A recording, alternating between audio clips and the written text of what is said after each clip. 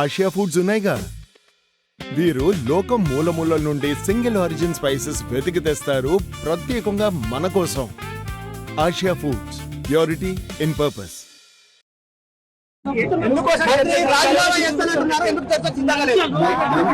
వాళ్ళ దగ్గర లేవండి.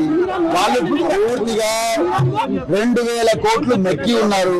తెలంగాణ బిడ్డలకు, తెలంగాణ చిన్నతర కాంట్రాక్టర్లకు రావాల్సిన ఆస్తినంతా కూడా ముఖ్యమంత్రి రేవంత్ రెడ్డి, జయవీర్ రెడ్డి, వేం నరేందర్ రెడ్డి వీళ్ళందరూ కూడా మొత్తం కూడా ఒక ప్రాజెక్ట్ మానిటరింగ్ యూనిట్ అని ఒకటి పెట్టి జీవో నెంబర్ 17 దొడ్డిదారిన తీసుకొచ్చి మొత్తం కూడా తెలంగాణ బిడ్డలకు చెందాల్సిన సంపదను రాష్ట్రంలో కాకుండా బాంబే, అదే విధంగా గుజరాత్, ఢిల్లీకి చెందిన స్టేట్లకు కట్టబెట్టిండ్రు.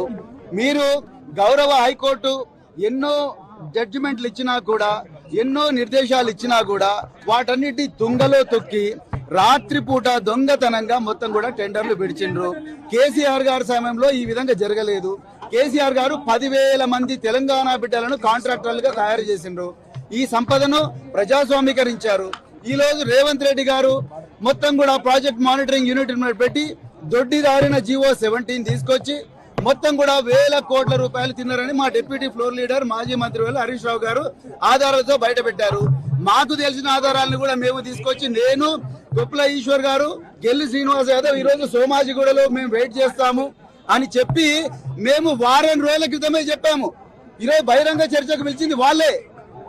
ఒక 2 వారాల క్రితం అట్లూరి లక్ష్మణ్ కుమార్ గారు ఆయనే బహిరంగ చర్చకు పిలిచారు. అరిజుద్దీన్ గారు పిలిచారు, పొన్న ప్రభాకర్ గారు పిలిచారు.